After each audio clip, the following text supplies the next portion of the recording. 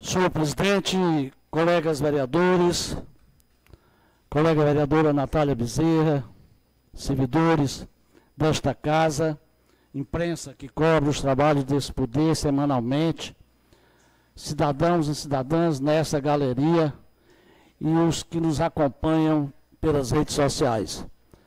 Senhor presidente, na sessão passada, o colega vereador João Paulo Moreira pediu para que eu trouxesse aqui algumas informações que ele não conseguia ter com relação ao FGTS, a ação do FGTS, e também com relação a esses equipamentos que ele entende que sumiram, que alguém deu fim. Com relação ao FGTS, eu vou iniciar, que eu já tratei desse assunto aqui inúmeras vezes. E é bom que a população tome conhecimento, que é repetido o que eu vou dizer aqui, que essa ação foi uma ação fraudulenta. O município de Russas, ele foi esbugalhado. Todo mundo sabe que servidor efetivo, ele é estatutário, ele não tem fundo de garantia.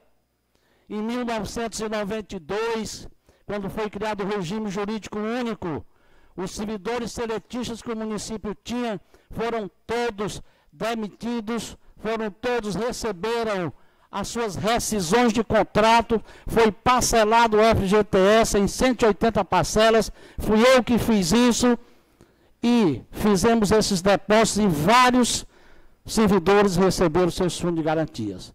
Posteriormente, lá em 15 anos depois de 92, 2017, né? 2012. Lá em 2012, um vereador pegou a lei do regime jurídico único e publicou no Diário Oficial da União. Ele era presidente do sindicato dos servidores públicos.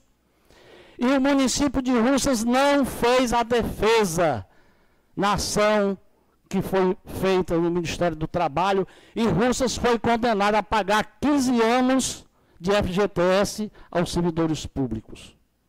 Isso aí foi tirado um dinheiro que não é legítimo, mas o gestor na época não fez a defesa, determinou ao procurador da época que não fizesse, perdesse o prazo, porque era um compromisso de campanha. E o município foi condenado, e essa ação começou a se arrastar. O sindicato contratou um advogado, que inclusive o colega vereador João Paulo, na sessão passada, disse que o município devia interpelar esse advogado. O município não tem nada a ver. Quem tem que interpelar esse advogado é o sindicato que contratou ele. A ação foi tão desmantelada que o município começou a fazer os depósitos dessa conta judicial e iniciaram os pagamentos. Cálculos mal feitos, mudou de juiz, suspendeu os pagamentos, começaram a fazer uma perícia nesses cálculos, tiveram que cobrar de novo dos funcionários um valor para pagar um escritório de contabilidade para fazer esses cálculos, retomaram os pagamentos, mudou de juiz de novo e a juíza de Limoeiro pegou e mandou o processo para o Tribunal de Justiça, está lá. E chegando agora no Tribunal de Justiça, a desembargadora entendeu que tinha muitas atecnias e alguns vícios nesse processo. E mandou fazer de novo algumas perícias. E há uns 15 ou 20 dias atrás, a professora Cleusilene, professora Viviane, professora Adriana Ribeiro, professora Celi, professor Francisco Carvalho e dona Neide estiveram no Tribunal de Justiça, estiveram com a desembargadora, ela mostrou os problemas do processo, mas que tinha conseguido viabilizar o pagamento de 90 servidores, vão ser pagos agora 90 servidores, mas queria continuar a perícia dentro desse processo, porque ela via coisas que não devia ter acontecido. O município de Russas não tem mais nada a ver com essa ação do FGTS. O único compromisso dele É na hora que elas concluírem essa perícia e dizer, município, ainda falta botar tanto nessa conta judicial. Aí o município bota. Mas que a conta judicial tem lá um monte de valores. Bastante dinheiro disponível para que o Tribunal de Justiça determine quem deve receber e quanto deve receber essas pessoas. Essa é a verdade sobre a ação do FGTS. Com relação à patrol, que o nosso colega João Paulo está procurando ela, colega João Paulo, tem um detalhe que o Vossa Excelência ainda não conseguiu se atentar. Esses equipamentos foram através da Codevasp, a Companhia de Desenvolvimento do Vale do São Francisco. Esses órgãos, tipo Codevasp e Denox, eles recebem recursos de emenda parlamentar como os municípios recebem.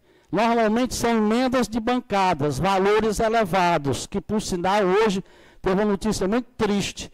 Os recursos que foram destinados para o Denox, aqui do Ceará, 24,5 milhões, para a construção de estradas e passagens molhadas, está suspenso por conta do Denox não ter cumprido algumas coisas que tinham sido determinadas pela Controladoria Geral da União, e agora vai ter que primeiro cumprir para poder, depois, o Denox aplicar esses recursos. Então, a Codevasp recebeu um volume de recursos para a compra de equipamentos.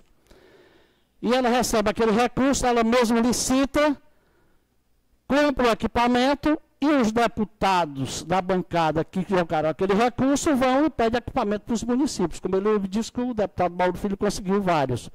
O deputado Júnior Mano também conseguiu vários. Só que houveram 2 licitações e uma delas, a empresa que ganhou, não entregou nenhum equipamento, ainda a Codevasp. E o equipamento de Russas, os 2 equipamentos de Russas estão dentro desses que a Codevasp ainda não pagou, a empresa não pagou por conta de um realinhamento de preços. Ontem eu conversei com uma pessoa em Brasília e conversei com o assessor da Codevasp, 2 pessoas. O que estão esperando? Que os deputados mandem mais uns recursos para a Codevasp para poder ela fazer esse realinhamento de preços, pagar essas máquinas e entregar. Aquela cena que a gente viu naquele vídeo, aquilo ali eles sempre fazem.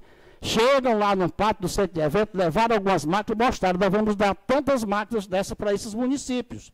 Mas isso não aconteceu. Não tinha como o município de Russas esconder uma patrol ou ter recebido e devolvido. Não existe isso, população de Russas. Não existe isso. Nós estamos aguardando, sim, a vinda desses equipamentos.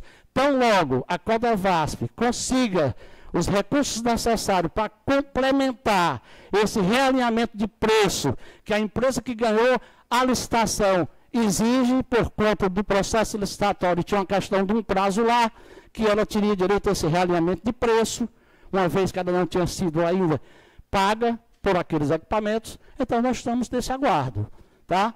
Acredito que, segundo os entendimentos que a gente teve, estão destinando, sim, mais uns recursos, um complemento de emendas para a Codevasp, e tão logo a Codevasp pague a empresa, Russas vai receber os equipamentos delas.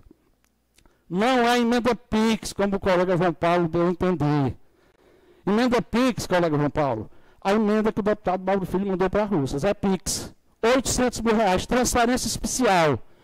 Só que ele amarrou. Ele botou que era para fazer pavimentação do Capim Grosso e aquisição de uma ambulância. Está faltando só licitar e o prefeito vai ter que fazer isso. O deputado que eu votei também mandou uma emenda PIX, que ela não existe. O PIX é um termo usado pela imprensa. É uma transferência especial. O recurso entra direto na conta do município, sem que tenha um projeto feito. Aí o município vai dizer em que vai gastar, vai elaborar o projeto. O Gastão mandou 1,5 milhão. Não mandou 1,5 milhão, mandou para a Codevasp. A Codevasp fez essa primeira etapa da Coronel, que já vai ser reiniciada a 2ª e a 3ª etapa. Mandou 1 milhão de transferência especial direto para o município. O Salvo gastou na drenagem da André Moreira. E mandou mais 800 mil para o Fundo Municipal de Saúde, chegou agora no início desse ano. Então, o meu objetivo é esclarecer Eu acredito que as colocações que o João Paulo fez, ele entende que deve ser feita dessa forma, mas eu acho que ele devia procurar mais informações, porque ele não teve as informações que eram necessárias para que ele se pronunciasse sobre esse tema, sobre esse sumiço de uma patroa. Obrigado, presidente.